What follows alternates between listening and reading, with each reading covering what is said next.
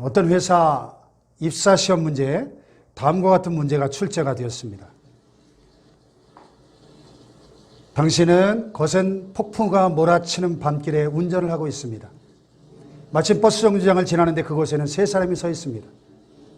죽어가고 있는 할머니, 당신의 생명을 구해준 의사, 그리고 당신이 꿈에 그리던 이상형. 그런데 당신은 단 한 명만을 차에 태울 수 있습니다. 어떤 사람을 태우시겠습니까? 선택 후 설명하세요. 자, 여러분 같으면 어떤 사람을 태우시겠습니까? 이런 상황에서. 죽어가는 할머니를 태워서 그의 목숨을 우선 구할 수도 있겠죠. 또 당신의 생명을 구해준 생명의 은인 의사를 태워서 은혜를 갚을 수도 있을 겁니다. 그런데 이 기회가 지나가고 나면 당신이 꿈에 그리던 이상형은 영영 못 만날지도 모릅니다. 어떻게 하시겠습니까? 200명의 경쟁자를 제치고 최종 채용된 사람이 써낸 답이 뭘까요? 이런 답이었습니다. 의사 선생님께 차키를 드리죠. 할머니를 병원에 모셔가도록. 그리고 난 내 이상형과 함께 다음 버스를 기다릴 겁니다. 이야, 박수 한번 쳐요. 박수 한번 쳐. 이야, 참 멋진 답이죠. 멋진 답. 예? 제가 면접관이라도 이 사람 뽑을 것 같아요. 때때로 우리는 고정관념의 틀을 깨트리는 결단이 필요합니다. 자, 지금 이 질문의 이 해답의 포인트는 뭡니까? 그 자동차 키를 누가 쥐고 있느냐는 거예요. 우리는 이 자동차 핸들을 꼭 내가 쥐고 있어야만 한다고 생각하니까 답이 안 나오는 거예요. 여러분, 지금 당신 인생의 키를 누가 쥐고 있습니까? 당신 인생의 키를 하나님께 온전히 맡겨드려야 합니다. 아멘. 아멘. 인생의 결정권과 키를 하나님께 온전히 맡겨드리며 결과를 기다릴 수 있어야 합니다. 아멘 합시다. 아멘. 하나님께서 우리에게 주신 비장의 영적인 무기 두 가지가 있는데 그것은 바로 말씀과 기도입니다. 다 같이 말씀과 기도. 말씀과 기도. 말씀과 기도. 말씀과 기도. 광야길 같은 인생이지만 날마다 영적 전쟁터에 살아가고 있지만은 하나님의 말씀과 기도로 하나님과 늘 교통하며 소통하고 인생의 키를 하나님께 맡겨드릴 때 우리는 날마다 승리의 삶을 살면서 천국에 들어가게 될 줄로 믿습니다. 아멘. 할렐루야. 아멘. 특별히 기도는 영혼의 호흡이기 때문에 매일 생활화해야 됩니다. 그래서 바울이 이렇게 권면했죠. 항상 기뻐하라, 쉬지 말고 기도하라, 범사에 감사하라. 이것이 그리스도 예수 안에서 너희를 향하신 하나님의 뜻이니라. 쉬지 말고 기도하라. Pray continually. NIV에 보면 지속적으로 기도하라는 겁니다.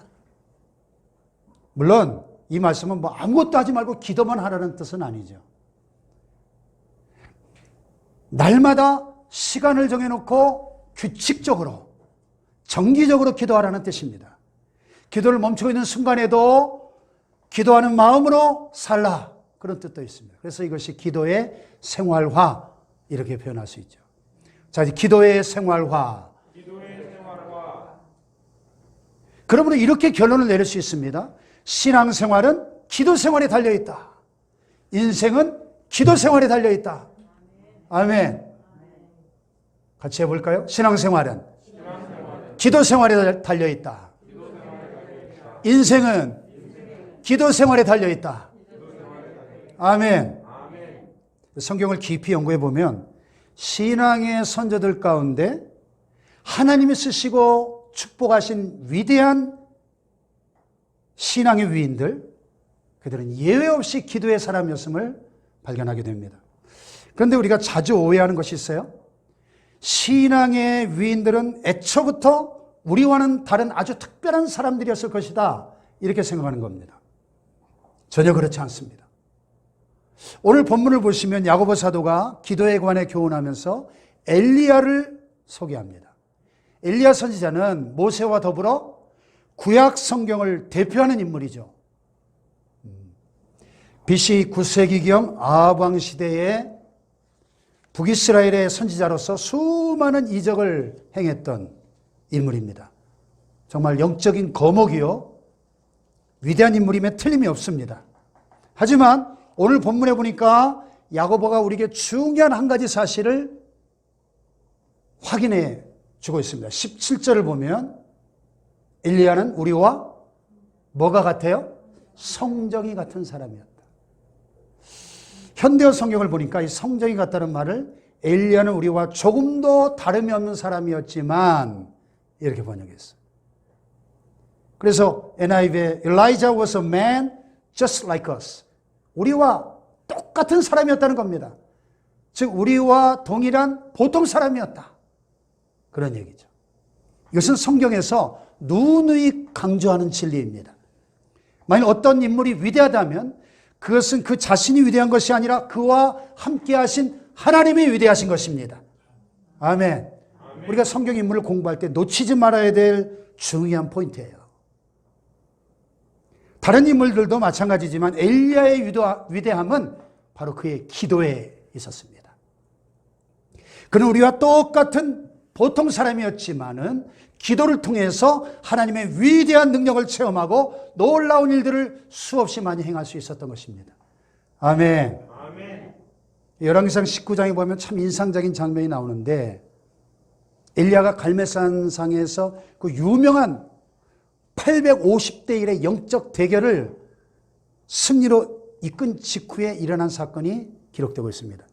우리 작년에 이스라엘 갔을 때 그 갈멜산 꼭대기에 세워진 엘리야 기념상에 그 칼이 휘어져 있는, 얼마나 많이 바알 선지자들 잡아 죽였으면 칼이 휘어져 있겠습니까? 850명을 저 자리에서 쳐 죽였거든요.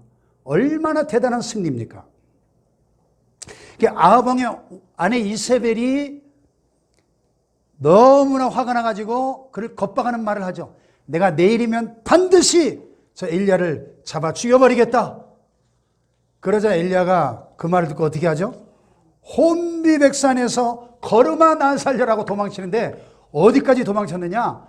이스라엘 최남단에 있는 브엘세바까지 36개를 하고 거기서 하룻길을 더 달려가서 네게브 광야에 로뎀나무 아래 쭈그리 앉아서 날 좀 제발 죽여달라고 투정을 부립니다.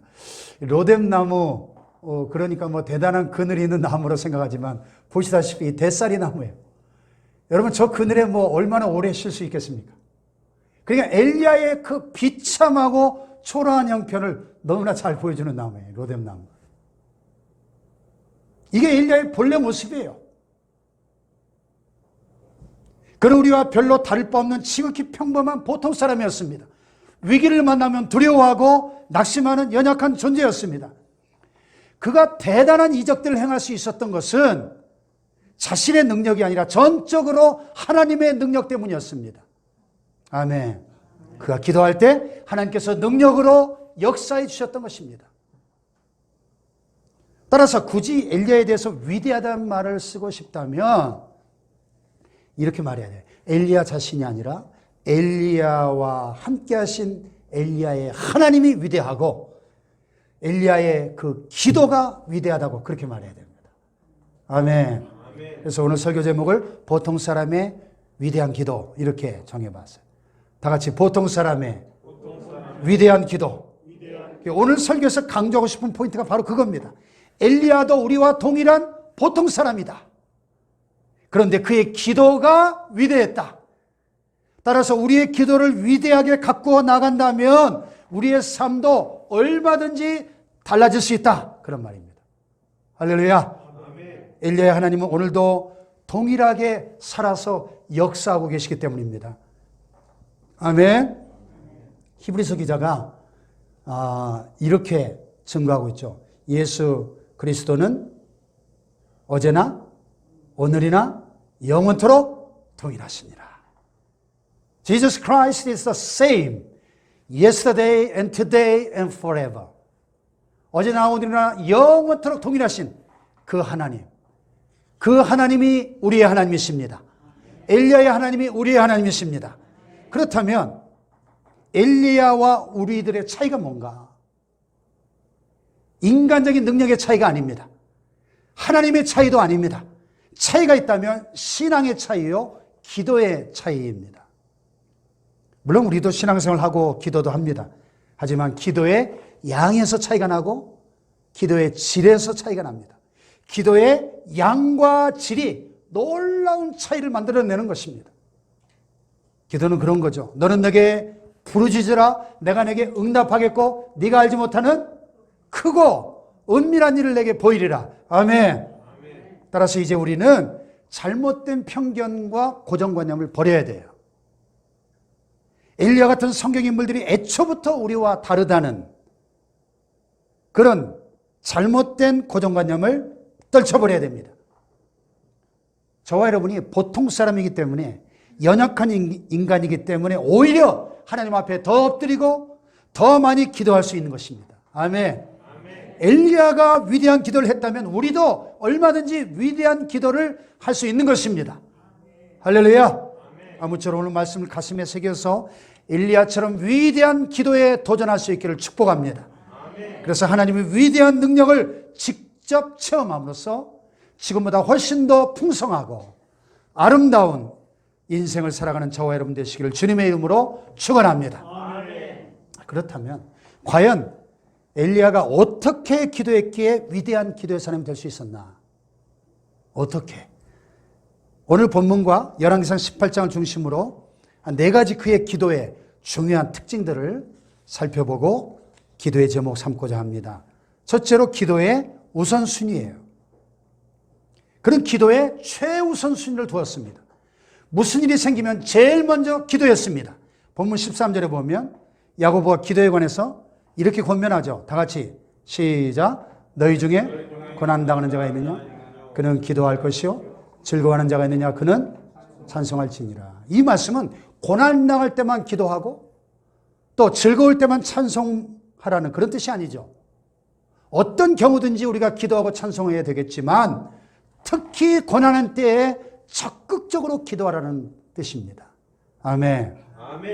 고난당할 때 무엇보다도 최우선적으로 우리에게 요구되는 것이 있다면 바로 기도다. 그런 뜻입니다. 아멘. 근데 우리는 보통 무슨 일을 당하면 어떻게 합니까? 내가 먼저 생각하고 판단합니다. 그리고 내 능력으로 해결해 보려고 합니다. 그러다 감당하기 어려우면 어떻게 해요? 나보다 더 힘 있는 사람을 찾아가 부탁합니다. 그러다가 이렇게도 안 되고 저렇게도 안 되면 맨 마지막에 하나님 살려주세요. 도와주세요. 천부에 의지 없어 손 들고. 순서가 잘못됐죠? 순서가. 그렇게 하지 말고 무슨 일을 만나면 제일 먼저 기도하라. 그런 말씀입니다. 아멘. 야고보가 여러 가지 고난 중에 질병을 예로 들어요. 14절에 다 같이 시작. 너희 중에 병든 자가 있느냐? 그는 교회의 장로들을 청할 것이요. 그들은 주의 이름으로 기름을 바르며 그를 위하여 기도할지니라. 여기서 장로는 당시 교회 영적 지도자들을 가리킵니다. 오늘날의 목사님들이나 장로님들을 포함하는 표현입니다. 질병으로 고난을 당할 때 물론 환자 자신도 기도해야 되겠지만은 교회 지도자들을 초청해서 함께 기도하라는 거예요. 하나님은 교회 지도자들과 함께 기도하는 것을 좋아하십니다. 아멘. 이 기름을 바른다는 것은 올리브 기름을 환부에 바르는 것을 가리키는데 당시에 민간요법으로 의약품을 사용하는 것을 말합니다. 기도한다고 해서 의사나 약의 도움을 배제할 필요가 없어요. 뭐 어떤 분은 병원 다니고 약 먹는 것을 불신앙처럼 이야기하고 그렇게 말하는 분이 있는데 잘못된 것입니다. 성경적으로 볼 때 의술은 하나님의 일반 은총입니다. 얼마든지 유용하게 사용할 수 있어요. 바울도 믿음의 아들 디모데에게 디모데전서 5장 23절에 이렇게 권면합니다. 이제부터는 물만 마시지 말고 내 위장과 자주나는 병을 위하여 포도주를 조금씩 쓰라 그랬어요. 이 디모데 목사가 위장이 약했던 것 같아요. 그러니까 위장병 치료를 위해서 당연히 기도하겠지만은 민간요법으로 포도주를 조금씩 마시는 것도 괜찮다. 이렇게 가르친 겁니다. 얼마 전에 우리 이웃의 이례교회 이진행 목사님께서 이 심장 판막 수술을 받으셨는데 현대 아산병원에서 AI로 로봇가 수술을 했어요. 아주 세계 최고의 병원이죠. 심장 수술에 관한. 근데 하여튼 최고의 의사를 만나서 뭐 보험을 많이 들어놓으셨다고 그러더라고요. 그래서 하여튼 수술을 잘 마치고 퇴원하셔가지고 같이 식사하자 그래서 엊그제 만나 식사하고 왔는데 많이 좋아지신 모습을 보았습니다. 기도를 통해서든 의술을 통해서든 치유자는 하나님이시라는 사실을 잊지 마시기 바랍니다. 예. 출애굽기 15장 26절에 나는 너희를 치료하는 여호와입니다. 여호와 라파, 치료하시는 하나님. 할렐루야. 아멘. 하나님의 아들 예수님도 공생 기간 중에 치유 사역을 자주 행하셨죠. 예수께서 모든 도시와 마을에 두루다니사 그들의 회당에서 가르치시며 천국 복음을 전파하시며 모든 병과 모든 약한 것을 고치시니라. 그래서 예수님의 3대 사역, 그러면 teaching, 교육, preaching, 전도, healing, 치유, 교육과 전도와 치유 사역이었습니다. 그런데 이 질병의 문제 외에 그 어떤 문제라도 제일 먼저 하나님께 나와 기도하는 것이 최상의 방책입니다. 아멘. 왜냐하면 기도는 하나님과 대화하잖아요. 그냥 하나님께 제일 먼저 의논하고 하나님께 도움을 요청하십시오. 할렐루야. 그러면 하나님께서 지혜를 주셔서 해결할 수 있는 방법을 주시거나 아니면 직접 개입하셔서 능력으로 역사해 주시는 겁니다. 할렐루야. 그런 하나님의 도우심을 기대하며 수시로 하나님 앞에 나아가시기를 축원합니다. 다 같이 어떤 문제라도 제일 먼저 하나님께 기도하라. 아멘. 히브리서 4장 16절에 그러므로 우리는 긍휼하심을 받고 때를 따라 돕는 은혜를 얻기 위하여 은혜의 보좌 앞에 담대히 나갈 것입니다. 때를 따라 돕는 은혜라는 게 뭐예요? In our time of need. 우리의 니드가 있잖아요. 이게 도움이 절실히 필요로 요청되는 그때마다 도우시는 은혜가 있다는 거예요. 할렐루야. 때를 따라 돕는 은혜. 그 은혜를 얻기 위해서 은혜의 보좌 앞에 담대하게 나아가라는 거예요. 할렐루야. 아멘. 엘리야가 무슨 일을 만나든지 제일 먼저 하나님 앞에 나아가 기도했던 것처럼 그것이 바로 승리의 비결이었는데 아무쪼록 저와 여러분도 무슨 일을 만나든지 제일 먼저 하나님을 찾고 기도함으로 꼭 승리하시기를 축원합니다. 축원합니다. 두 번째로 기도의 기초예요. 엘리야는 믿음으로 기도했습니다. 믿음이 없으면 기도할 수도 없지만은 또 설사 기도한다 해도 헛수고입니다. 하나만 합니다. 기도의 기초는 믿음이에요, 믿음. 그래서 여기 15절에 다 같이 시작. 믿음의 기도는 병든 자를 구원하리니 주께서 그를 일으키시리라. 혹시 죄를 범하였을지라도 사하심을 받으리라. 아멘. 믿음의 기도가 역사를 일으키는 것입니다. 할렐루야. 물론 이때 병들었을 때 본인도 물론 기도하지만 서로 기도해 주면 더 좋습니다. 그래서 16절에 이렇게 말씀하고 있습니다. 시작. 그러므로 너희 죄를 서로 고백하며 병이 낫기를 위하여 서로 기도하라. 의인의 간구는 역사하는 힘이 큼이니라 그랬어요. 너희 죄를 서로 고백하며 기도하라. 이 죄는 영적인 장벽과도 같습니다. 작년에 성주순례 갔을 때 우리가 베들레헴에서 이틀 밤을 묵었는데요. 베들레헴 갈 때마다 거대한 장벽이 있어가지고 검문소를 통과해야만 했잖아요.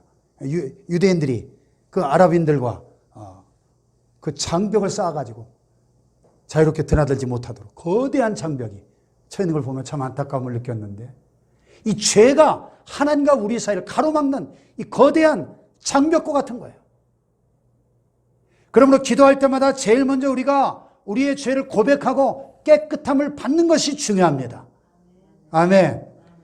여기 보니까 의인의 간구는 역사하는 힘이 크다 그랬어요. 의인의 간구. 의인이 누구예요? 의인은 믿음의 사람이고 하나님의 뜻대로 살려고 몸부림치는 사람이지만은 무엇보다도 하나님 앞에 숨은 죄가 없어야 한다는 거예요. 고백하지 않은 죄, 감춰진 죄가 없어야 됩니다. 그럴 때 하나님과 우리 사이에 가로막힌 것이 없이 응답이 나타나고 능력의 역사가 나타나는 거예요. 할렐루야. 엘리야는 믿음으로 기도했습니다. 똑같이 기도해도 각 사람마다 믿음의 크기가 다 달라요. 큰 믿음이 있고 작은 믿음이 있습니다. 그 크기에 따라 기도가 달라지는 겁니다. 엘리야의 기도가 위대할 수 있었던 것은 그가 큰 믿음을 가지고 기도했기 때문입니다. 큰 믿음. 다 같이 큰 믿음. 아합 왕 때 북이스라엘이 하나님을 배반하고 온 나라가 우상숭배에 빠져서, 그래서 거기에 대한 징계로 3년 넘게 비도 이슬도 하나님이 내려주시지 않았습니다. 그도 어느 날 하나님께서 엘리야에게 이렇게 말씀하시죠. 열왕기상 18장에 많은 날이 지나고 제3년에 여호와의 말씀이 엘리야에게 임하여 이르시되 너는 가서 아합에게 보이라. 내가 비를 지면에 내리리라. 엘리야가 이 약속의 말씀을 붙잡았기 때문에 큰 믿음으로 담대히 나갈 수 있었던 것입니다. 그래서 기도할 때 말씀이 중요한 것입니다. 약속의 말씀을 붙잡고 기도할 때 그 기도가 힘이 있고 역사는 힘이 큰 것입니다. 아멘. 네. 그래서 저도 기도할 때 암송하고 있는 약속의 말씀을 꽉 붙잡고 기도할 때가 많습니다. 그 기도가 응답되는 거예요. 약속의 말씀을 붙잡고 하는 기도. 아멘. 아멘. 엘리야는 제일 먼저 바알과 아세라 선지자들을 갈멜산에 불러 모으죠. 영적 대결을 벌입니다. 제단을 쌓아놓고 기도해서 하늘로부터 불이 내려오게 하는 그 신이 참신이다 제안합니다. 먼저 바알 선지자 450명과 아세라 선지자 400명, 850명이 온종일 주문을 외우면서 구판을 벌이고 그냥 춤을 추고 난리를 벌입니다. 근데 감감무소식이에요. 정오가 지나도록. 안 되니까 나중에는 막 칼과 창으로 자기들 몸을 막 자해하면서 피를 철철 흘리면서 생쇼를 해도 아무런 일이 일어나지 않습니다. 엘리야 차례가 되니까 어떻게 했습니까?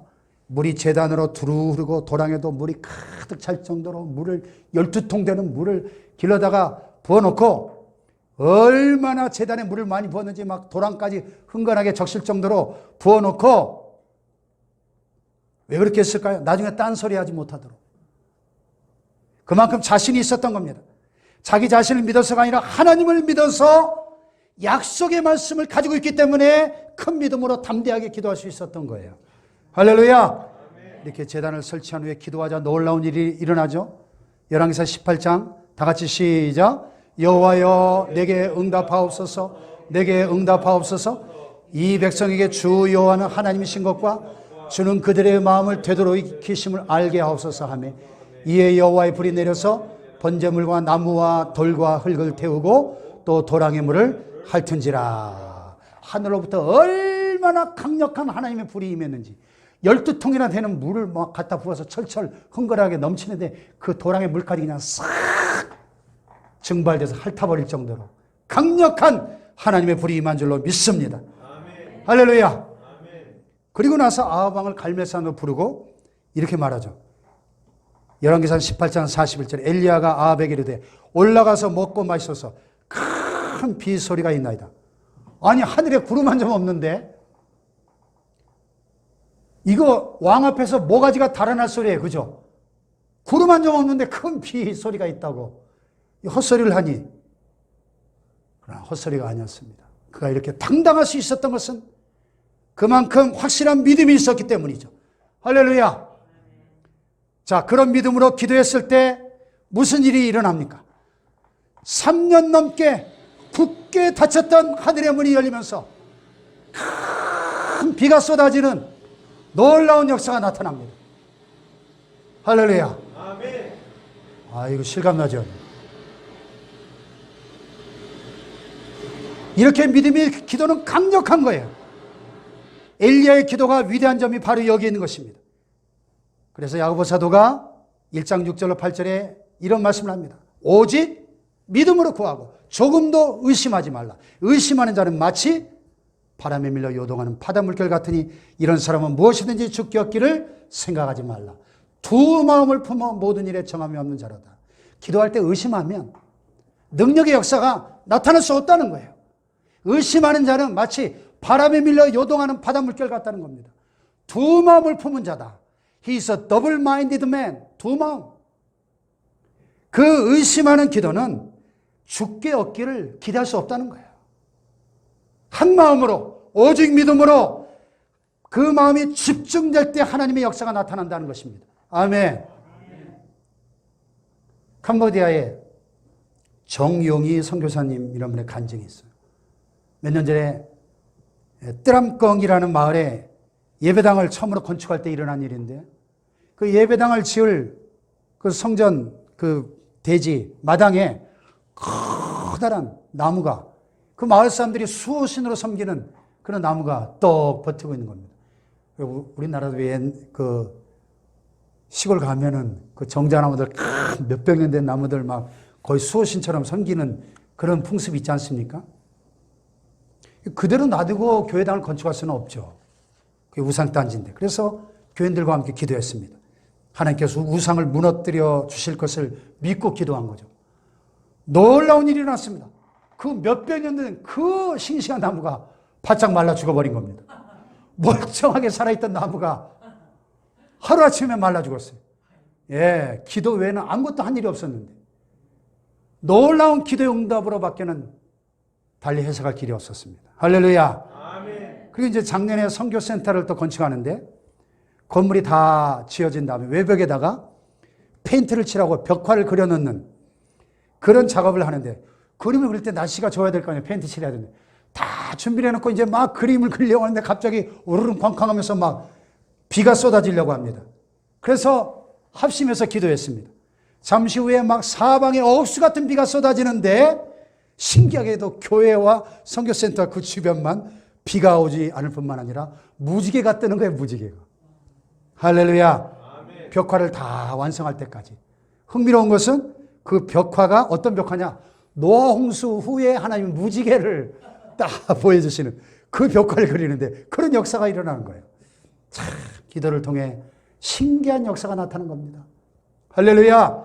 아멘. 저와 여러분도 무슨 일 만나든지 믿음으로 기도할 때 이러한 하나님의 놀라운 일들을 경험하게 될 줄로 믿습니다. 아멘. 날마다 그런 경험을 하며 살아가시기를 축원합니다. 아멘. 하나님을 자랑하는 간증의 주인공들 되시기를 축원합니다. 아멘. 세 번째는 기도의 열심이죠. 엘리야는 간절히 기도했습니다. 기도할 때 열심히 있어야 돼요. 열심히. 17, 18절 다 같이 시작. 엘리야는 우리와 성정이 같은 사람이로되 그가 비가 오지 않기를 간절히 기도한즉 3년 6개월 동안 땅에 비가 오지 아니하고 다시 기도하니 하늘이 비를 주고 땅이 열매를 맺었느니라. 아멘. 그가 비가 오지 않기를 어떻게 기도했다고요? 간절히 기도한 자. 이 간절히가 중요합니다. 다 같이 간절히 기도한 자. 열왕기상 18장에 보면 갈멜산 꼭대기에서 기도하던 엘리야의 모습을 이렇게 묘사합니다. 아합이 먹고 마시러 올라가니라 엘리야가 갈멜산 꼭대기로 올라가서 땅에 꿇어 엎드려 그의 얼굴을 어떻게 해요? 무릎 사이에 놓고 기도했다는 거예요. 얼마나 간절히 기도했는지 땅바닥에 얼굴이 닿을 정도로 엎드려 기도하다가 나중에는 두 무릎 사이에 얼굴이 들어갈 줄. 여러분 한번 무릎 꿇고 두 무릎 사이에다 얼굴 집어넣어 보세요. 아마 뚱뚱한 분들은 그 자세 안 나올걸요. 얼마나 간절히 기도했어. 겟세마네 동산에서 땀방울이 변하여 피가 되기까지 기도하셨던 예수님을 연상케 하는 기도의 자세입니다. 간절한 기도는 하나님의 능력을 집중적으로 집약적으로 받을 수 있게 해주는 겁니다.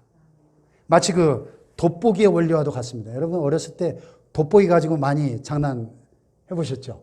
돋보기. 예?